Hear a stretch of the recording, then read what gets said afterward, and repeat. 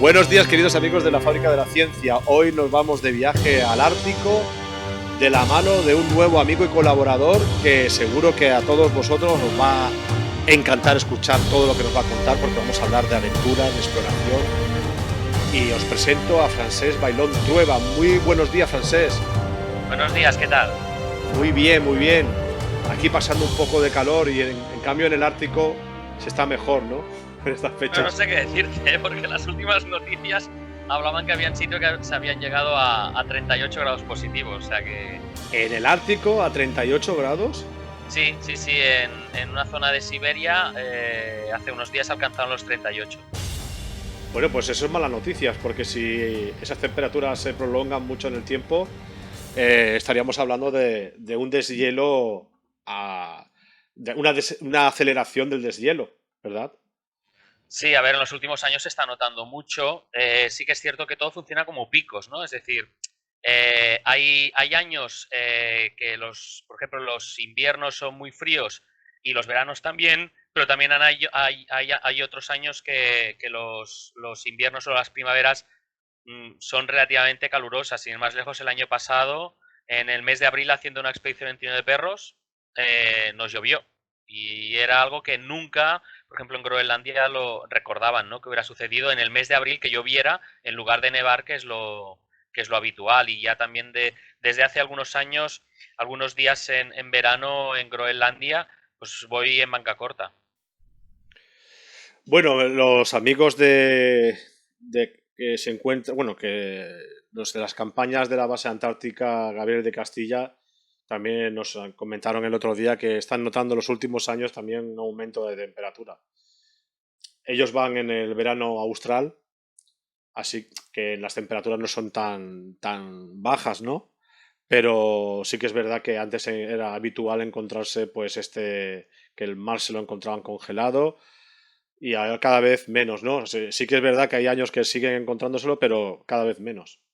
Yo Claro. Claro, llevo 20 años viajando al Ártico. Y, y la verdad es que sí, si haces una mirada retrospectiva desde el principio, el 1999 que hice mi primer viaje, hasta la actualidad, pues sí, ves que han habido cambios importantes. Sobre todo los paisajes, ¿no?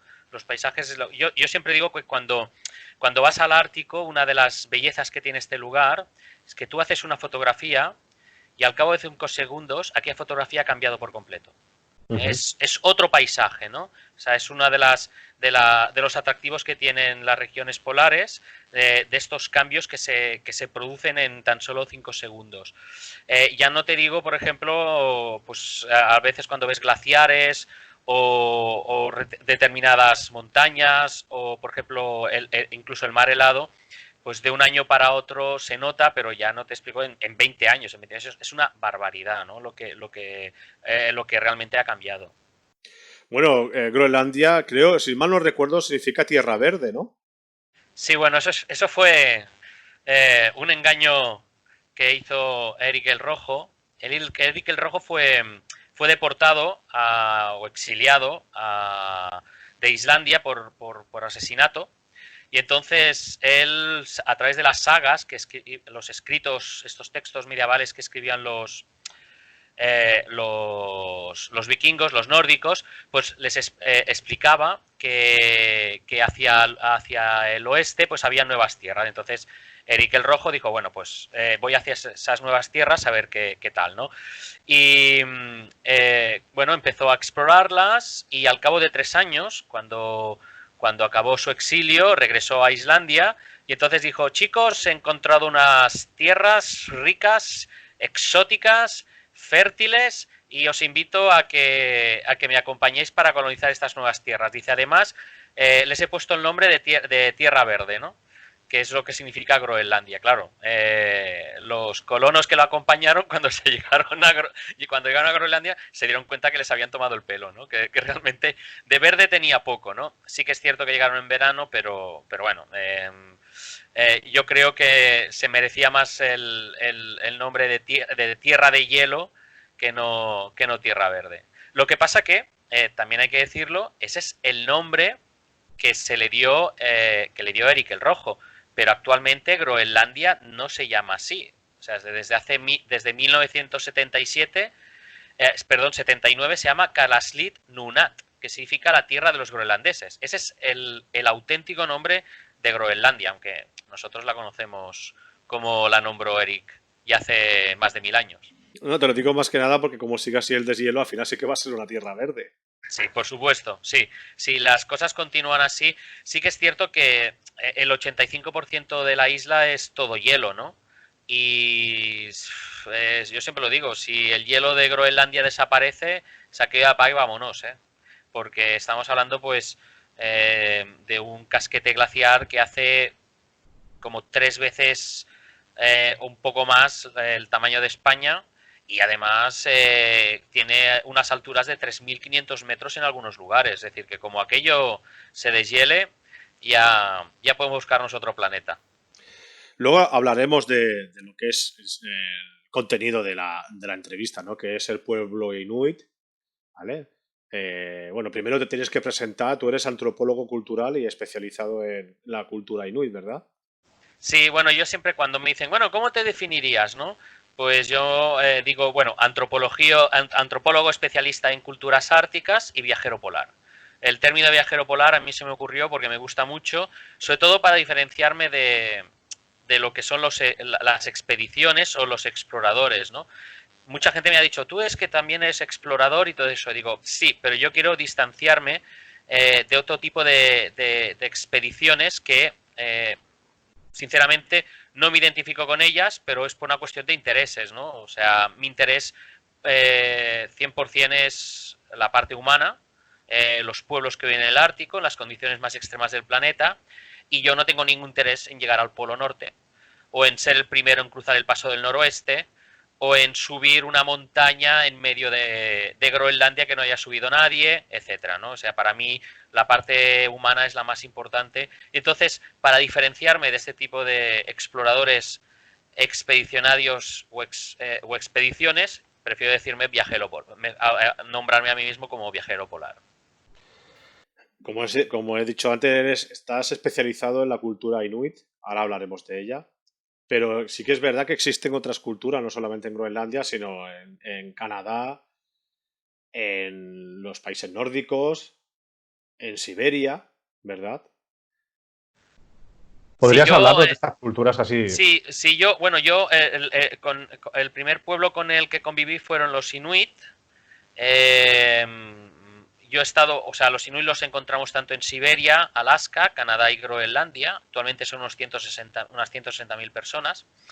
Y yo estuve conviviendo, pues, en los principios, en las primeras expediciones con los Inuit tanto de Canadá como de Groenlandia. Luego también di un paso con los Sami en la zona de Noruega y de Finlandia. Son también los conocidos con el término despectivo de lapones, como Ujú. los inuit con el término despectivo peyorativo de esquimales. Y ya en una tercera fase, desde el año 2015, pues he ido conviviendo en diferentes viajes con los nenets de Siberia. En concreto con los que viven en la península de Yamalia, que además el nombre a mí me atrae mucho porque Yamalia, en lengua nenet, significa el fin del mundo. Y realmente cuando estás allí tienes la sensación de que estás en el fin del mundo. Y estos son básicamente los 3 pueblos con los cuales me he especializado así de culturas árticas.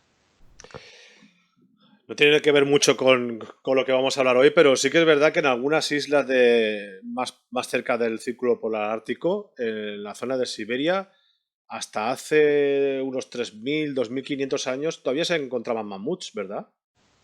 Sí, bueno, de hecho hay una isla, que es la isla de Wrangel, que está en el norte de Siberia, que es el último, digásemos, bastión, se cree, donde estuvieron los mamuts en esta isla. Eh, y también es cierto que, por ejemplo, con el tema del calentamiento global, con el retroceso de los hielos, se están encontrando restos de mamut que incluso pues llegan a decir eso, que bueno, en el caso de la zona continental, que pudieron estar hasta hace unos 10.000, 15.000 años, ¿no? Te lo digo más que nada porque estas culturas, cuando estudias antropología, sobre todo las culturas del Amazonas, del centro de África, y evidentemente las culturas árticas, todavía conservan antiguas reminiscencias o cuentos que pueden hablar de seres tan maravillosos como podría ser el mamut, ¿no? Sería hacer un estudio sobre esto y a lo mejor en esas leyendas, en esos cuentos, en esas canciones, podría encontrarse alguna pincelada sobre estos animales. Sí, la verdad es que hay animales mitológicos dentro de las culturas, de las culturas árticas, que forman parte de las leyendas y de los mitos de estas gentes. Y el mamut es uno de ellos. Eh, lo que pasa es que, por ejemplo, en el caso del mamut, yo me atrevería incluso a decir que sigue bastante latente y presente este animal, por ejemplo, entre los nenets, entre otras cosas porque parte de su cultura material está hecha con huesos de mamut. Ujú. Pero aparte de eso, yo me atrevería a decir que en la actualidad, no sé si lo has visto alguna vez, realmente es impresionante. Yo lo he visto 3 veces. Hay una especie como de en versión pequeño, es decir, un poco más diminuto, pero que realmente cuando lo ves te puede dar la sensación que estás viendo un mamut, es el boy almizclero. Mm. El boy almizclero que lo encuentras en el Ártico, en determinadas zonas, y realmente tú cuando lo ves piensas, lo primero que te viene a la cabeza es, esto es un mamut en miniatura, ¿no? Y además es que es un animal que tú cuando lo ves dices, es que estoy retrocediendo en la prehistoria, porque es la sensación que tienes, ¿no? Y el boy almizclero, aparte de ser muy buena, su carne es excepcional, es de las mejores carnes que he probado en mi vida, forma parte también de los mitos y las leyendas de los pueblos del Ártico. Ujú. Yo recuerdo en un museo que por desgracia ya no está, el Museo del Mamut de Barcelona, que había un esqueleto de un rinoceronte lanudo y todavía olía a animal el cuerno, uno de las defensas del rinoceronte todavía olía ese olor característico a animal. Sí, sí, sí, sí, Cierto. sí. Qué Sí, lástima que incluso ya no esté ese museo. yo he ido a un museo que es muy bonito, que es en la ciudad de Salehard. La ciudad de Salehard es la capital de la península de Yamalia, en Ujú. Siberia. Y bueno, uno de los grandes atractivos, yo siempre lo explico a mis alumnos, es que es la única ciudad del mundo por donde cruza el círculo polar ártico. 66 grados, 33 minutos de latitud norte. Porque la gente dice, no, bueno, es que en Rovaniemi, donde está el Santa Claus, ahí Mm. también pasa el círculo polar ártico y te lo venden así, ¿no? Como viajes turísticos, pero claro, el problema es que allí no vive Santa Claus, o sea, solo va a trabajar. Es un lugar de trabajo, pero no vive allí. Entonces, Salejar se caracteriza por ser la única ciudad del mundo por donde cruza el círculo polar ártico y allí tienen un museo muy interesante donde hay diferentes esqueletos de mamut, incluso tienen la piel y el pelo y huele, es lo que lo que dices tú, ¿no? Que realmente huele. Y por ejemplo allí tienen, en el Museo de Salejar tienen el mamut Liuba, que se encontró en el año 2007, que es el mamut que mejor se conserva del mundo, es un mamut bebé, que incluso pudieron hacer la autopsia, saber cómo estaba por dentro, cómo era por dentro un mamut, y está ahí también expuesto, ¿no? Y realmente es eso que tú dices, ¿no? Que cuando, por ejemplo, entras en este museo, pues hueles a ese mamut que sabes que hace 42.000 años que ha desaparecido o que de aquella zona, pero que, bueno, que de una forma u otra continúa estando vivo. Ahora vamos a ir ya, otra vez volvemos a Groenlandia, porque a mí me parece una cultura fascinante, la cultura inuit. Eh, Hay un documental que me lo pasaste el otro día, muy bonito, que una familia o miembros de la comunidad de un poblado inuit fueron a Canarias. Bueno, vamos a empezar por aquí. Cuéntanos la experiencia porque siempre habíamos dicho que un tuareg que nunca ha salido del desierto y que lo metes en una gran ciudad igual se volvería loco, ¿no? Porque tanto ruido, cuando en el desierto el único ruido que existe es la brisa del viento, ¿no? Pero, ¿cuál fue la experiencia? Porque en el documental sí que es verdad que se habla de todo esto, pero realmente, ¿cuál fue la experiencia cuando ellos pisaron Canarias en pantalón corto y la más, de todas las experiencias que vi en el documental, la más alucinante fue cuando se pudieron bañar? Sí, esa es de las escenas más bonitas, ¿no? Bueno, yo creo Bañar en el mar, perdón. sí, sí, sí, sí. Yo creo que lo bonito sería un poco situar a los oyentes de cómo surgió este proyecto, ¿no? Exacto. Y quiénes fueron, ¿no? Los que estuvieron en las Canarias. O sea, yo me he recorrido toda Groenlandia y en el año 2012 encontré mi lugar en Groenlandia. Un territorio que es la isla más grande del mundo, 4 veces el tamaño de España, pues yo encontré mi lugar en Groenlandia, que fue en la costa este. Entonces yo me enamoré de esta zona y desde entonces pues voy 2 o 3 veces al año y voy a trabajar colaborando con los propios cazadores, ayudándoles económicamente, llevando viajeros, etcétera, ¿no? Y bueno, en el año 2015 el gobierno de Canarias se puso en contacto a través de una productora, Goroca, y nos dijo que nos parecería hacer un anuncio, fíjate cómo acabó todo, ¿eh? Un anuncio para que los turistas escandinavos se animaran a ir a las Canarias. De un lugar frío fuera un lugar templado o caliente, ¿no? Y claro, ellos habían pensado que mejor que a mostrarlo a través de un anuncio de unos inuit, fueran de Groenlandia, de Canadá o de donde fuera, y llevarlos a las Islas Canarias. Entonces, claro, yo comenté, me parece muy buena la idea porque no se ha hecho nunca, ¿vale? Pero creo que ya que se va a hacer ya que se puede hacer vivir o ver esta experiencia, lo bonito sería hacer un documental.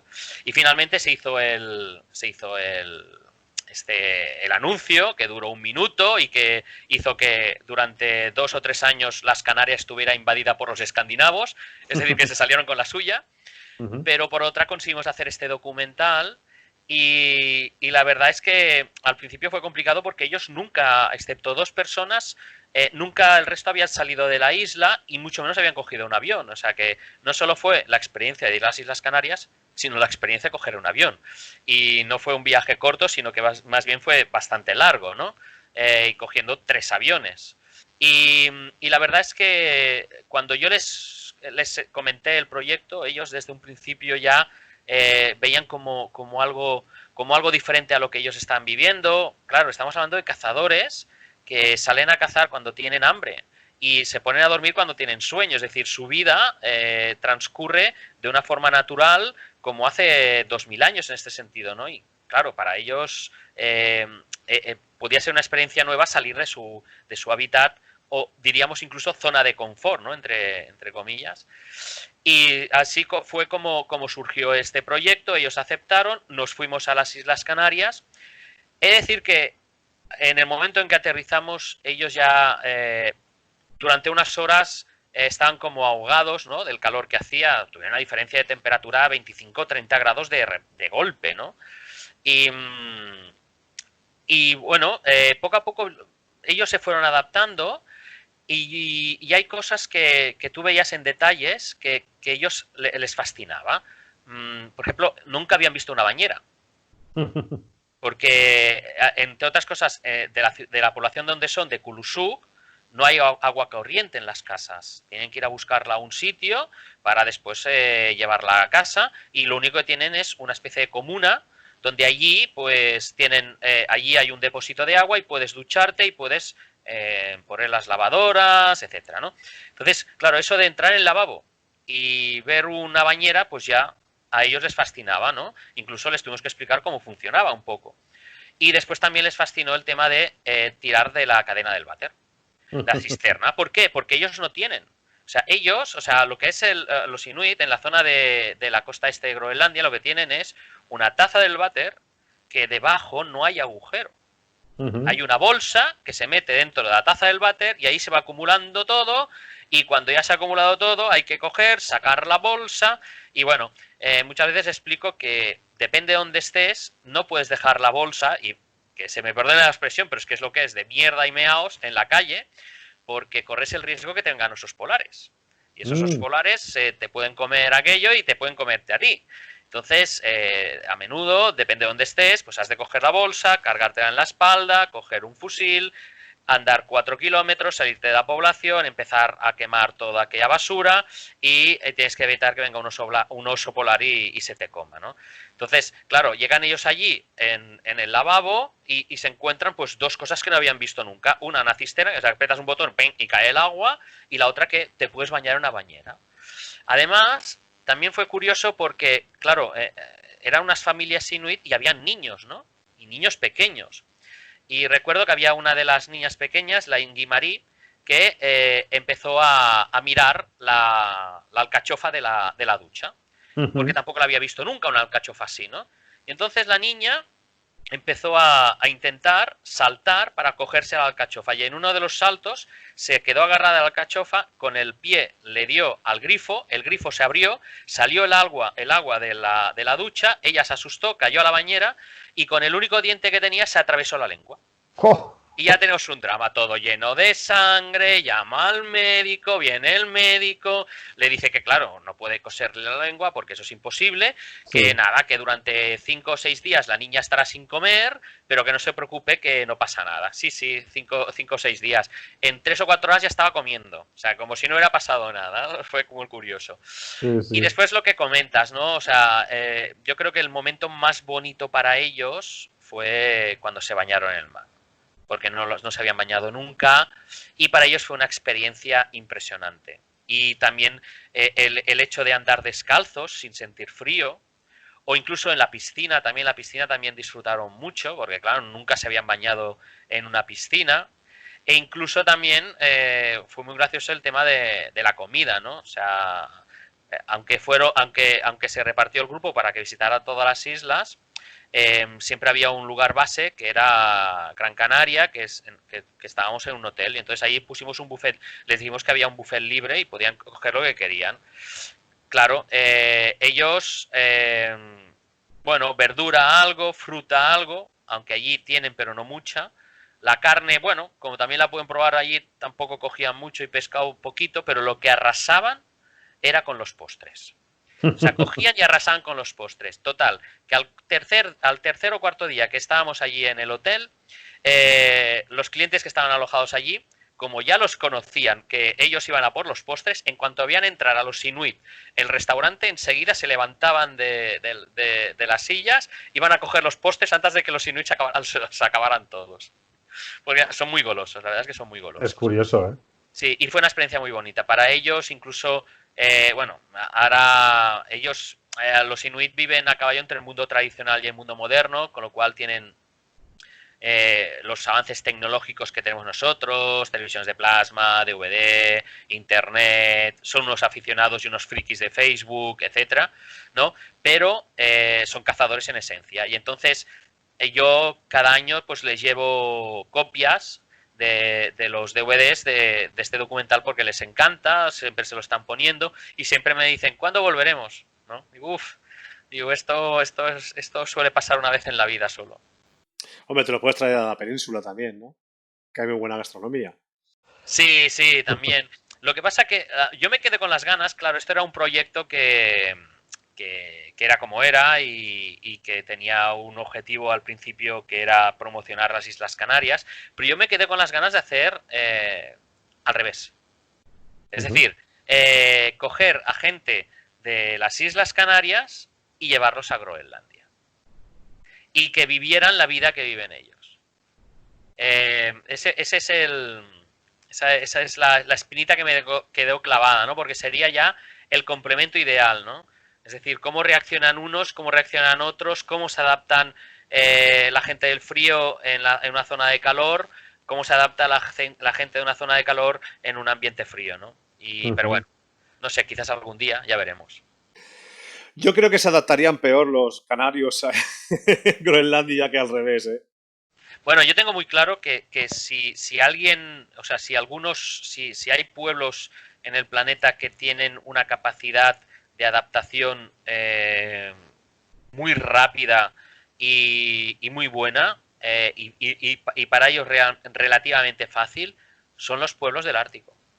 Yo creo que son los que tienen ellos son gente que viven en condiciones tan extremas y que realmente lo que han hecho es adaptarse sin transformar el medio ni modificarlo, pues para ellos es mucho más fácil el poder adaptarse a un ambiente completamente diferente, a una zona de confort que nada tiene que ver con ellos. Bueno, también, para aquellos oyentes que quieran ver el documental, no recuerdo el título ahora, La sonrisa del sol.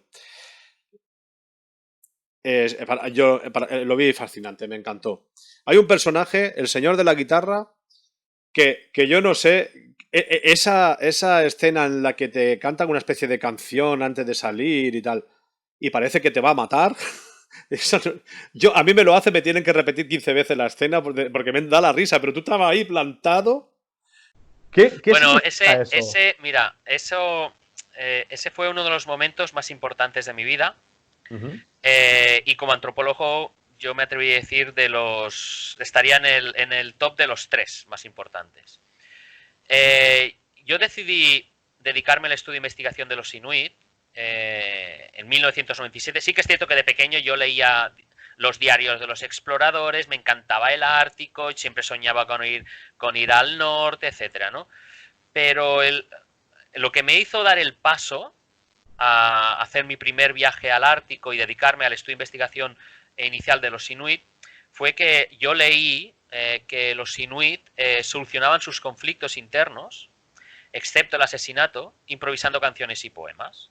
Es decir, canciones y poemas que nacían con la creación y morían con el silencio. Y además ellos, incluso para reflexionar sobre todo ello, decían que la lengua es el único instrumento que se afila con su uso. Y realmente me fascinó que un pueblo que piensa de esa manera pudiera reflexionar también sobre esas costumbres, ¿no? Entonces, aquí yo me enamoro. Que no recurren a la violencia física, sino lingüística, para solucionar sus conflictos internos. Total, que lo que hice fue pues empezar a buscar esta gente que improvisaba canciones para solucionar los problemas internos y estuve, bueno, empecé por Canadá, continué por Groenlandia, iba pues buscando estos poetas del Ártico, a ver si encontraba a alguien y todo eso, pero no encontraba a nadie. Y en 2013 conseguí conocer a Anda Coetzee. Anda Coetzee, que bueno, el pobre nos dejó el año pasado. Además, yo estuve los últimos días, coincidió que estaba yo en Groenlandia y pude despedirme de él. Pues Anda Coetzee es la última persona que quedaba con vida que había solucionado un conflicto interno improvisando canciones y poemas. Sin duda el último poeta del Ártico, ¿no? De hecho, mi primer libro se llama Los poetas del Ártico, precisamente en busca de esta gente, y encontrar a Anda Coetzee fue el colofón a años de búsqueda, ¿no? Y bueno, él me estuvo explicando cómo funcionaba, cómo era el arte de hacer esos duelos cantados. Y en 2015, precisamente coincidiendo con el rodaje de este documental, pues le propusimos de hacer un duelo cantado y que me lo hiciera a mí, ¿vale? Entonces, sí que es cierto que yo mantengo la seriedad, pero porque ya sé cómo funciona, porque esa es la costumbre. O sea, tú has de poner... bueno, yo tengo la mano en la espalda como con una posición determinada, porque es así como dice la costumbre, entonces yo tengo que mantener la calma, no reírme, por supuesto, e intentarme mentalizar de que se está metiendo conmigo, que se está metiendo con mi familia, que se está metiendo con mi persona y que después me va a tocar a mí contestarle y que voy a intentar ser lo más ingenioso posible para ganar ese duelo. Porque el que ganaba un duelo cantado era aquel que hacía la mejor improvisación. Pero también quien perdía un duelo cantado era aquel que era incapaz de soportar la burla de su oponente. Y seguramente los oyentes se dirán, ¿y en caso de X en la quiniela, es decir, de empate, qué sucedía? Pues que era la comunidad quien decidía quién era el ganador y quién era el perdedor. Y esa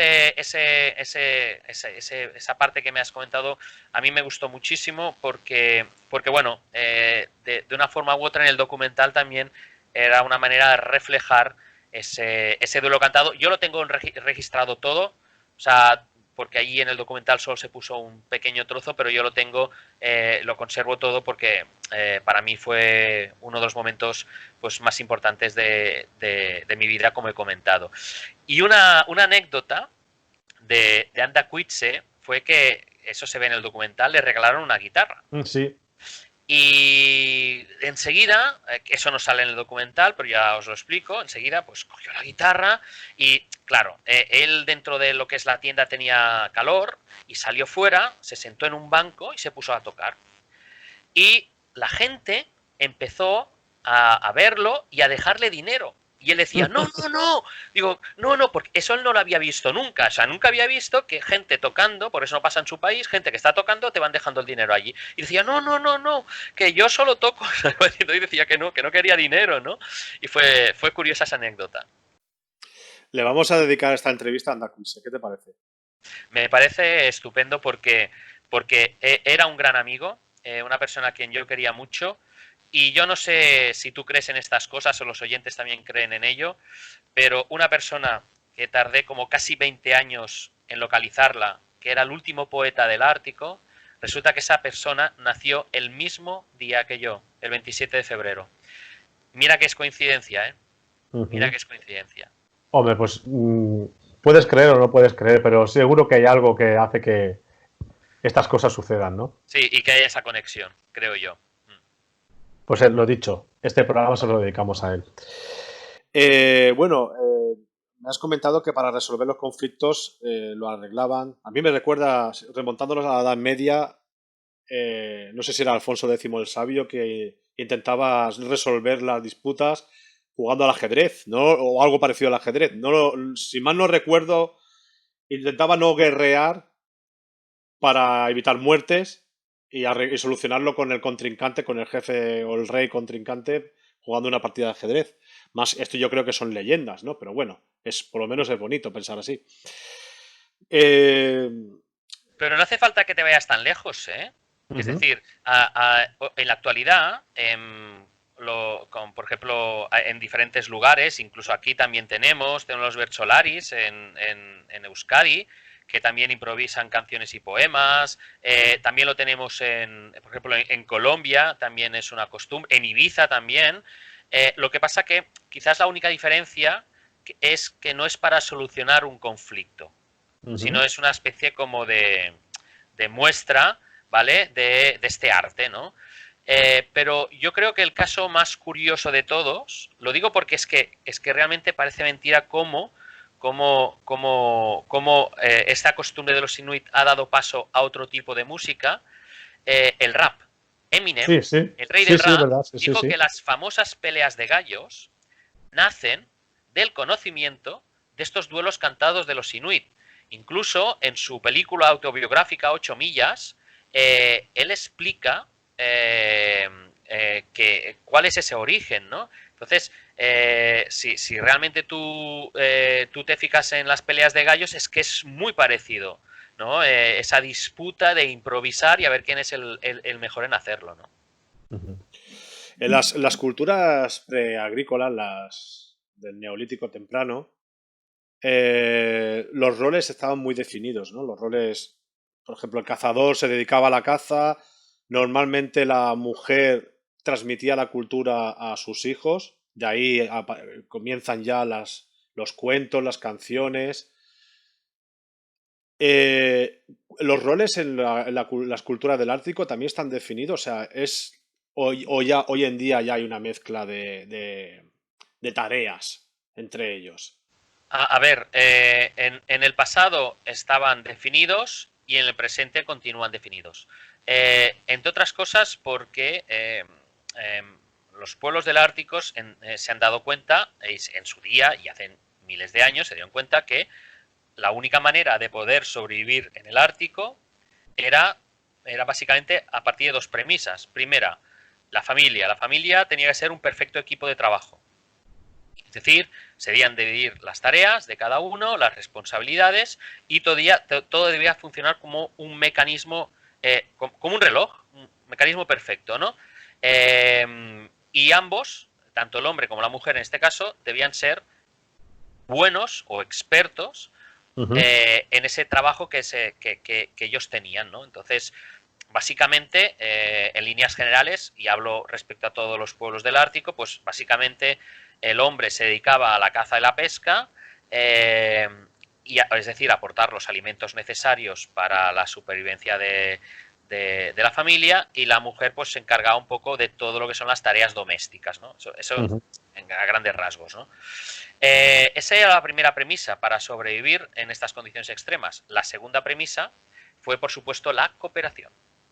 La ayuda entre los diferentes miembros de otras familias, de otras tribus. El hecho de colaborar, ese cooperativismo, que algunos han querido denominarlo como comunismo, pero que no tiene nada que ver, ¿vale? Pues ese cooperativismo que existía entre diferentes tribus y familias también fue básico para poder soportar estas condiciones extremas. En la actualidad continúan igual. Es decir, los roles están muy marcados. Sí que es cierto que quizás el rol de la mujer es el que más haya cambiado, porque ya no necesita estar tanto tiempo en casa, puede realizar trabajos relacionados con la educación, con los servicios públicos, en los supers, etcétera. El hombre en esencia continúa cazando, pescando o dedicándose al pastoreo, es decir, esa división continúa existiendo, y por supuesto también el tema del cooperativismo, que es brutal. O sea, realmente, o sea, yo no he visto ayudarse tantos los unos a los otros como en las regiones árticas. Es realmente increíble, ¿no? Y realmente me he encontrado con situaciones que dices, ostras, ojalá nuestra sociedad, la sociedad moderna, que decimos que somos modernos, occidentales, avanzados, etcétera, pues fuéramos capaces de llegar a este punto de cooperativismo que tienen ellos, ¿no? Un ejemplo, sin ir más lejos, los ancianos, la gente mayor, eh, nunca es de una forma u otra abandonada en un asilo, en un hospital o en sus casas. O sea, siempre hay una especie de sentimiento de ayuda hacia los mayores, no solo porque son los depositarios de los grandes conocimientos tradicionales, sino porque además es gente que en su día, cuando era joven, te ayudaron a ti y por lo tanto tú ahora debes ayudarlos a ellos, ¿no? Realmente, ya digo, a mí me fascina toda la ayuda que hay entre ellos, de dejarse perros, dejarse comida, pasarse dinero, sin pedir nada a cambio. Es una de las cosas que más admiro de estas poblaciones árticas. Ya el antropólogo Paul Bohannan ya lo escribió en su libro, ¿no? Para raros nosotros, que siempre nos pensamos que las culturas, tanto del Ártico como otras culturas, son raros porque actúan de una forma diferente, pero es que realmente nosotros somos los raros. Sí, yo diría que somos los raros porque somos los que no nos hemos sabido adaptar. Hemos necesitado transformar y modificar nuestro medio porque si no éramos incapaces de adaptarnos. Entonces, personalmente pienso que sí. De hecho, lo que es curioso es que los inuit, cuando cuando hacen referencia a nosotros, ellos nos dicen los que no respetan la naturaleza. Es curioso, ¿eh?, que nos digan de esta manera. Ujú. O sea, cuando allí en reuniones que tienen ellos, asambleas, etcétera, hacen referencia a nosotros, pues bueno, aparte de decirnos hombre blanco para diferenciarle de ellos, ¿vale? Que para eso tienen una palabra que se llama, por ejemplo, en el caso de los inuit, kablonak. Bueno, pues aparte de esto, en el caso de lo que es la adaptación al medio, nos dicen los que no respetan el medio ambiente, la naturaleza, ¿no? Yo creo que es para reflexionar, ¿eh? Sí, la verdad es que sí. Bueno, hemos hablado de que son cazadores de focas, ¿verdad?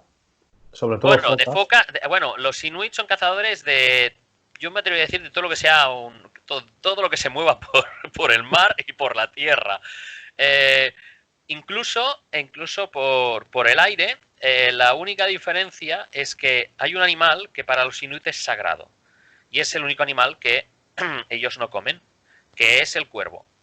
¿Mm? El cuervo es un animal sagrado para los inuit, para todos los inuit de todas las regiones, entre otras cosas porque el cuervo, según los mitos y las leyendas, fue el portador de luz.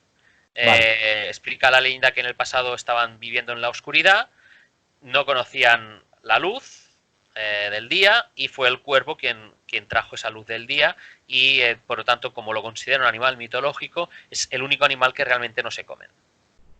Y me has dicho antes que hay que tener muchísimo cuidado con los osos polares. Sí, porque los osos polares y sobre todo donde hay que tener más cuidado es con las hembras que llevan crías, porque esas son las que son más peligrosas, entre otras cosas porque el oso polar, el macho, si ve una hembra con su cría, lo que hará será matar a las crías y después, no sé en lengua animal como lo diríamos, pero en lengua humana sería viola a la hembra, Sí. ¿vale? Es decir, y entonces, claro, la hembra, si va sola con las crías, ya de por sí ya se siente amenazada por la presencia de un macho, pues ya imagínate por la presencia del hombre blanco. Por cierto, ahora déjame que te haga yo una pregunta, ¿vale? Bueno, Sí. dos preguntas te voy a hacer yo. Ahora hago yo de, de- de entrevistador. ¿De qué color dirías que es el pelo del oso polar? Yo a veces lo veo como amarillento. Amarillento. ¿Y la piel? No lo he visto nunca. La piel Bueno, debajo del pelo, ¿no? pues, ¿pero cómo te lo imaginarías? ¿Como el pelo? Oscura. Oscura, vale. Bueno, pues el pelo del oso polar es transparente. Ah, Es transparente. Y su piel es negra como el carbón. Es el caso de la mayor adaptación de un animal, o una de las mejores adaptaciones de un animal a su medio. El pelo del oso polar blanco así amarillento, ese es el de peluche, pero ese no cuenta, ¿eh? Ese no vale. Bueno, yo por las fotos que veo del Ártico, que parece un oso polar, ¿no? Que a veces tiene, no sé si también por la mezcla de la sangre después de haber comido, que a lo mejor cuando pasa un tiempo, pues se convierte en Pero es transparente, o sea, que todo lo es el oh, Tú de coges reflejo. la un pelo, nieve. sí, tú coges un pelo, ¿vale? Y lo miras a trasluz y es transparente, ¿vale? Lo que pasa que a través de su capa, de su vello, lo que hace es absorber la luz del día, ¿vale? Y entonces tiene como ese tono amarillento. Pero realmente no es así, ¿eh? Realmente es transparente. Y luego a mí me interesa mucho también las técnicas de pesca, que no solamente se reproduce los inuit de Groenlandia, ¿no? Sino también esa misma técnica la he visto en otros lugares, incluso más al sur, que es hacer un agujero en el hielo.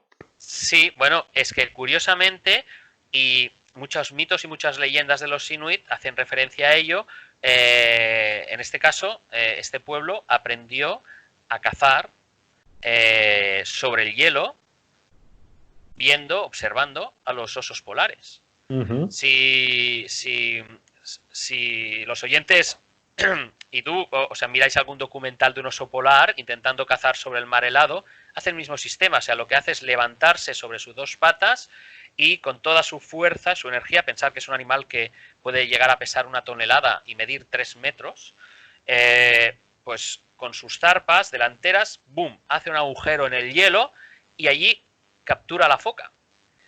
Es el mismo procedimiento que hacen los inuit, bueno, que hacían en el pasado, ahora ya no lo hacen tanto, de hacer un agujero en el hielo y entonces prepararse con el arpón a cuando saliera la foca, boom, cazarla.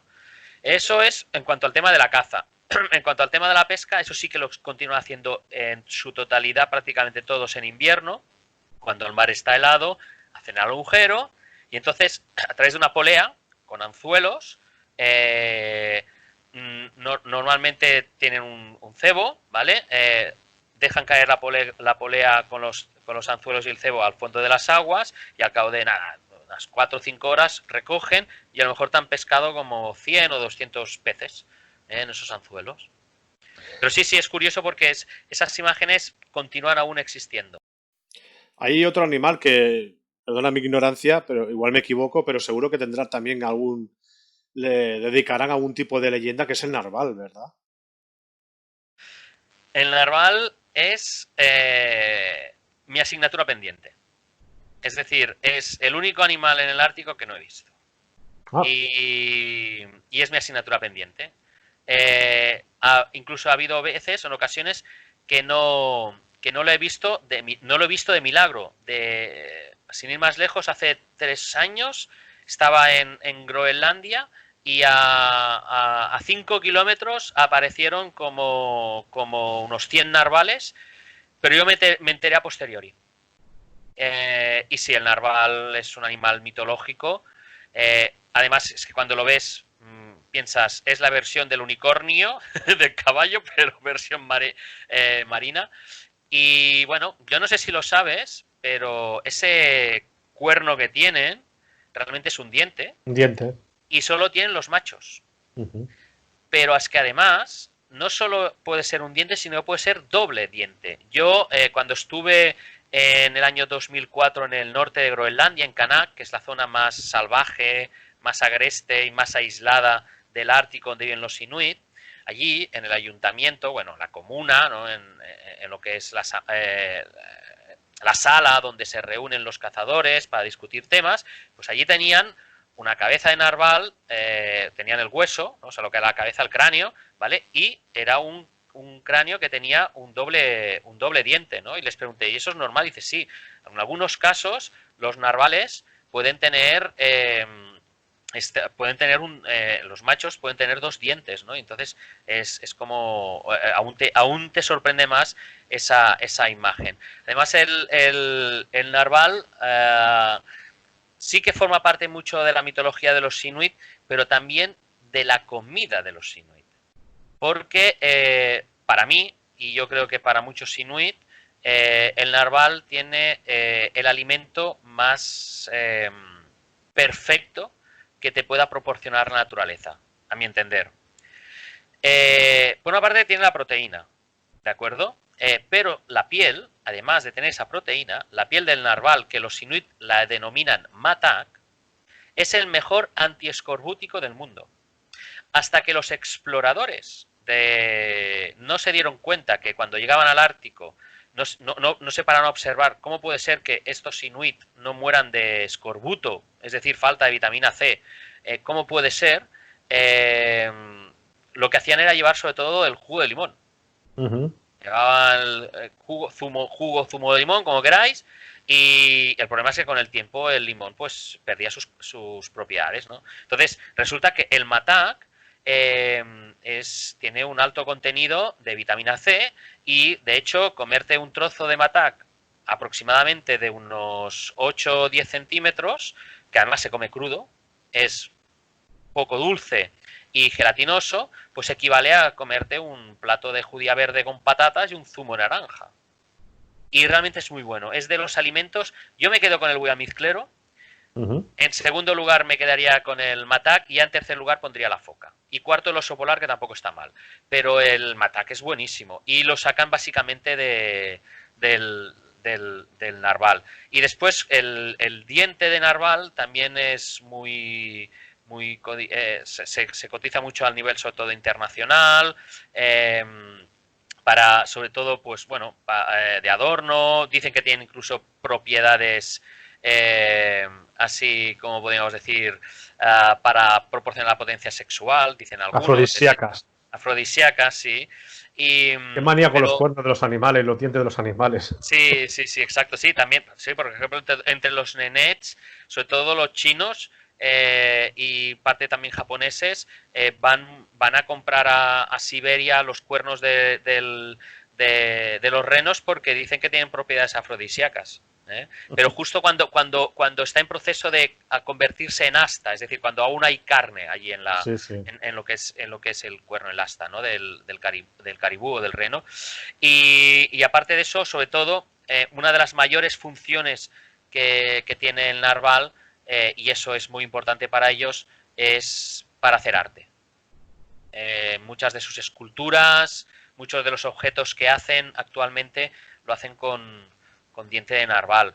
Y realmente los inuit son unos artistas, hasta el punto que el arte de los inuit se considera obra de arte. Es decir, las esculturas que hacen ellos son únicas, no hay ninguna que sea repetida, ¿no? y realmente es impresionante ir a un centro de artesanos, de artistas, para ver cómo trabajan no solo el lienzo de narval, sino también pueden trabajar el colmillo de la morsa, etcétera, ¿no? Y realmente es espectacular. Y hay una cosa que me gusta mucho de los Inuit, es que a pesar de que sus obras son consideradas obras de arte, no tienen una palabra para definir el arte. O sea, lo que tienen es aquello de esto tiene una utilidad, ya está. Eso es como definen ellos el arte. Y una de las cosas curiosas es que hay una ciudad, un pueblo, que se llama Cape Dorset, que está en el Ártico Central canadiense, que tiene más artistas per cápita que cualquier otra ciudad del mundo en cualquier momento de su historia. El 95% de la población son artistas. Es un lugar espectacular y ya digo, o sea, para los inuit sobre todo, la importancia que tiene el diente de narval es también como materia prima para poder fabricar sus objetos, sus esculturas, etcétera. Queda poco tiempo, pero bueno, si no ya lo dejaremos para otro programa, lo que no podamos preguntar. Bueno, hay una pregunta que me dijo nuestra amiga Irene Cordón. Pregúntale esto. Pregúntale esto. No, no es que digo Irene Cordón porque digo, ya que la pregunta es un poquito así cañera, pues que también se iba a pensar que no iba a decir su nombre. ¿Por qué no te puedes tirar un pedo dentro de un iglú? Porque se congela. Se congela. Se congela. El metano. Es decir, cuando... vamos a poner una situación, ¿vale?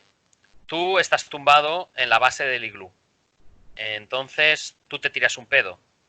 El pedo sale caliente. El aire caliente ¿hacia dónde sube? Hacia arriba. Entonces el aire caliente llega hasta el techo del iglú y el techo del iglú es frío. ¿Sí o no? Entonces sí. el pedo vuelve a bajar y se queda en la zona más caliente del iglú. ¿Cuál es la zona más caliente del iglú?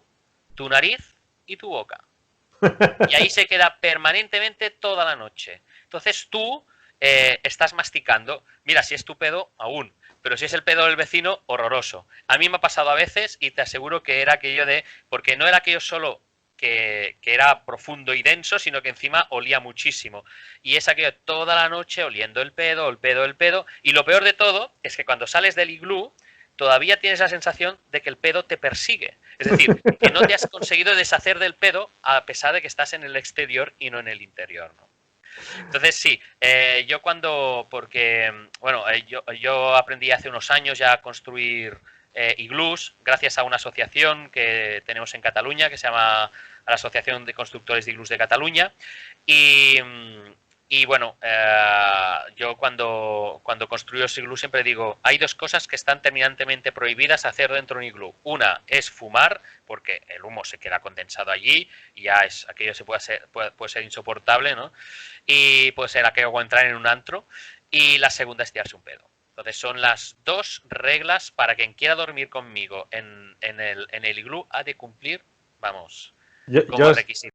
Y es que me imagino que por la noche a 50 bajo cero tienes ganas de tirarte un pedo y te tienes que salir fuera a la calle a tirártelo.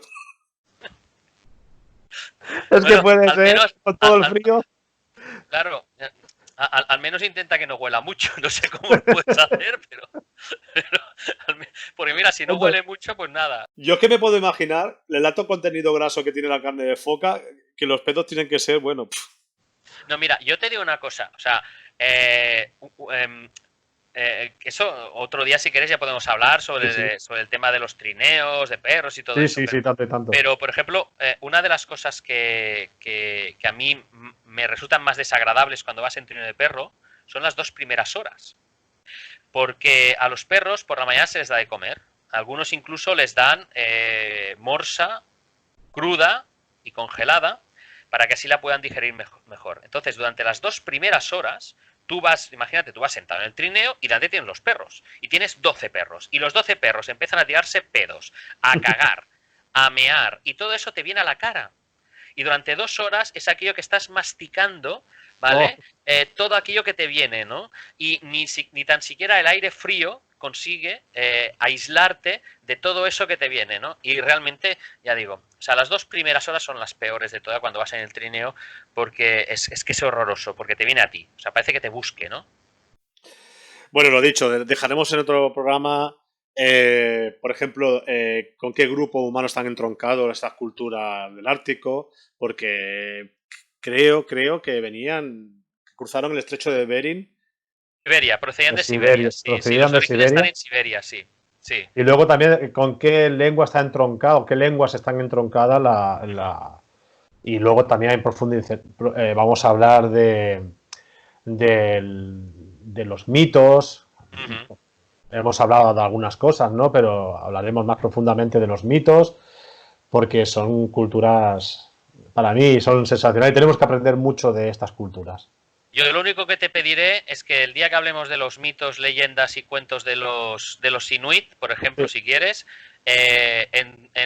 cuando vayas a emitirlo el vídeo pongas 2 rombos.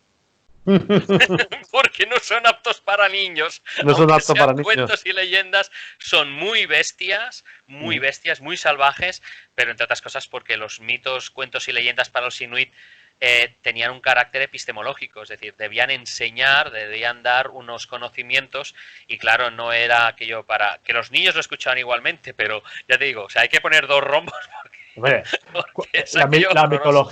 la mitología griega también es Sí, sí, bastante. también. Tela marinera también. Sí, Sí. sí.